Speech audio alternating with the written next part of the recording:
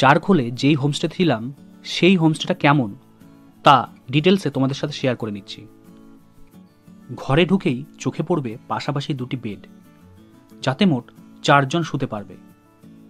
আর এই পাশে আছে একটি আয়না, আর তার সামনে একটি টেবিল। ঘরে বেশ কিছু ওয়াল পেন্টিংও আছে।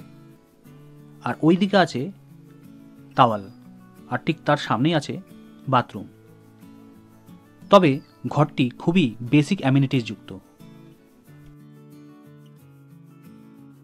বাথরুমে ঢুকেই যেটা মনে হলো, বাথরুমটা বেশ স্পেসিয়াস। সামনে ইংলিশ টয়লেট, এইদিকে বেসিন আছে, তবে কিছু মডিফিকেশনের দরকার আছে। আর বাথরুমে গিজারও দেখতে পাচ্ছি।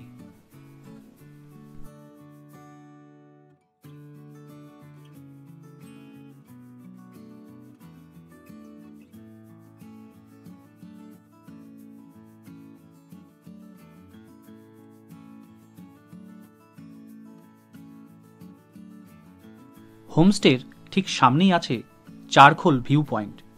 এবার ওই ভিউ পয়েন্টের দিকে যাওয়া যাক। ওই মেইন রাস্তা থেকে এই ট্রেল বরাবর আমি হেঁটে আসলাম। এবার এগিয়ে যাব ভিউ পয়েন্টের দিকে।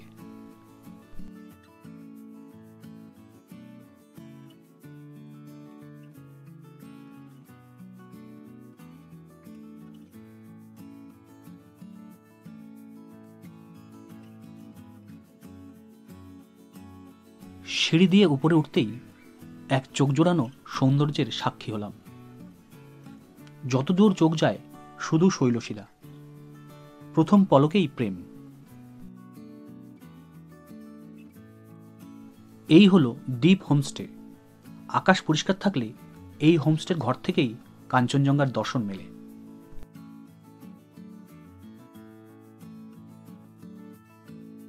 এই হোমস্টের ঠিক পাশেই আছে চাকুম চুকুম চায়ের দোকান।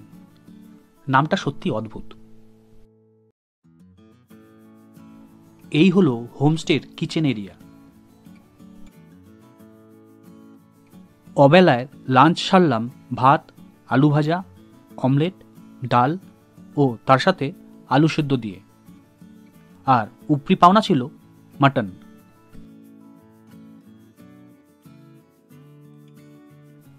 গোধূলিবেলায় চারখোলের এই মায়াবী রূপ দেখে চারখোলে আসাটা সত্যিই সার্থক হয়ে গেল।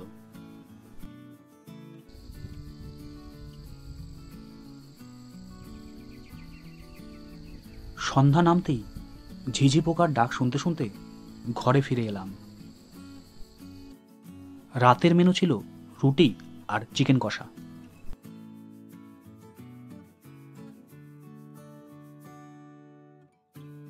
পরদিন সকালে আলো ফুটতেই হোমস্টে থেকে এক অন্য দৃশ্য দেখতে পেলাম।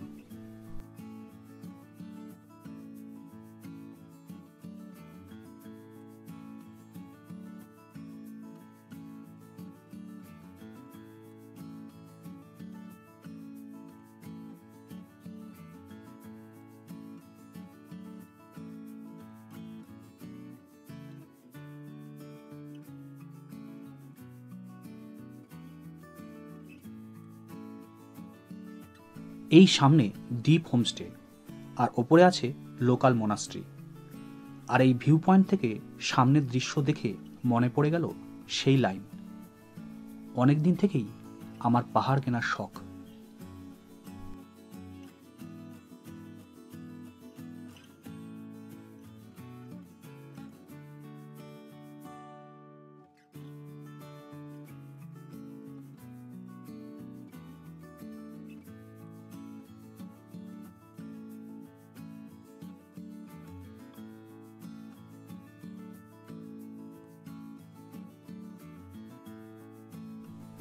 ব্রেকফাস্টে ছিল লুচি আর আলুর তরকারি।